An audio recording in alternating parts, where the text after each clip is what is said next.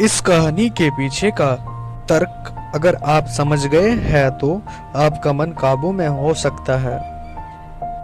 पहली बार जब मैंने इस कहानी को पढ़ा तो मुझे इस कहानी का तर्क समझ नहीं आया, लेकिन इसका भाव प्रेरणादायी है।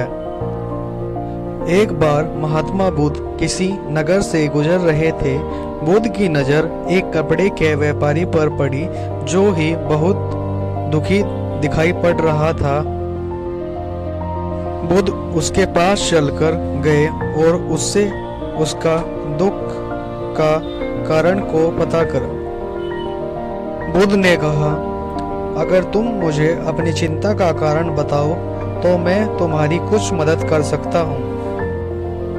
कपड़े के व्यापारी ने बुद्ध को प्रणाम किया और उनको दुकान में आने को कहा और उसने बताया कि जब से मेरी पत्नी की मृत्यु हुई है, जब से मैं बहुत दुखी हूँ। मेरे छोटे बच्चे को संभालने वाला कोई नहीं है, इसलिए मैं उसको अपने साथ अपनी दुकान पर लेकर आता हूँ। मेरी दुकान पर आने वाले हर ग्राहक की पगड़ी को वो उछाल देता है और कभी कभी तो उनका थैला उठाकर बाहर फेंक देता है। मैंने उसको बहुत समझाया, डांटा, लेकिन वह नहीं समझा। इसकी इस हरकत की वजह से मेरे सारे ग्राहक खुद को अपमानित मानकर सारे वापस चले जाते हैं। बुद्ध बोले, मैं तुम्हारी मदद कर सकता हूँ, लेकिन मुझे वचन दो कि मैं जो भी करूँगा तुम उसमें दखलबाजी नहीं करोगे। व्यापारी बुद्ध को वचन दे देता है।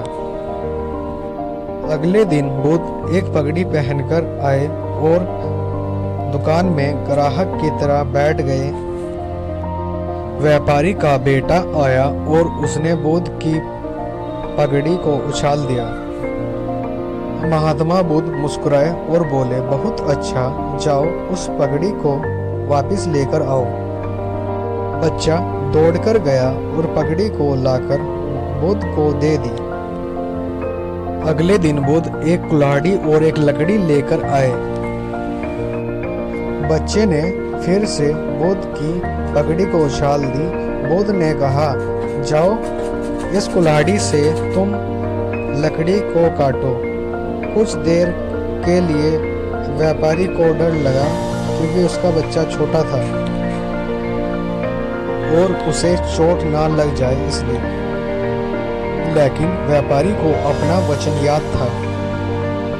7 दिन तक महात्मा बुद्ध कोई न कोई नया काम लेकर आते और उस लड़के से करवाते। शीघ्र ही वह बच्चा भूल गया कि उसे किसी की पगड़ी को उछालना है। व्यापारी बहुत खुश हुआ और उसने बुद्ध को धन्यवाद दिया। मुझे पता है कि इस कहानी का और मन को वश में करने का कोई संबंध नहीं है, लेकिन पहले आप इस तर्क को समझ लीजिए। अगर हम मन को अपने अनुसार काम नहीं कराएंगे तो मन हमें अपने अनुसार काम कराएगा। मन वश में हो सकता है यदि हम मन को अपने अनुसार काम कराएं। मन 2 तरीके से काम करता है। पहला, या मन अपने तरीके से काम कर सकता है या हम मन को अपने तरीके से काम करवा सकते हैं।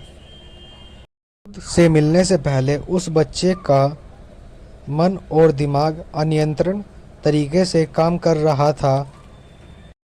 बुद्ध ने उस लड़के से अपने अनुसार काम कराया, जिससे उस लड़के की आदत ही बदल गई। दोस्तों, अगर आपको हमारी वीडियो अच्छी लगी है तो हमारे चैनल को सब्सक्राइब कर लें, जिससे हमारी आने वाली वीडियो आपको मिलती रहेगी। धन्यवाद।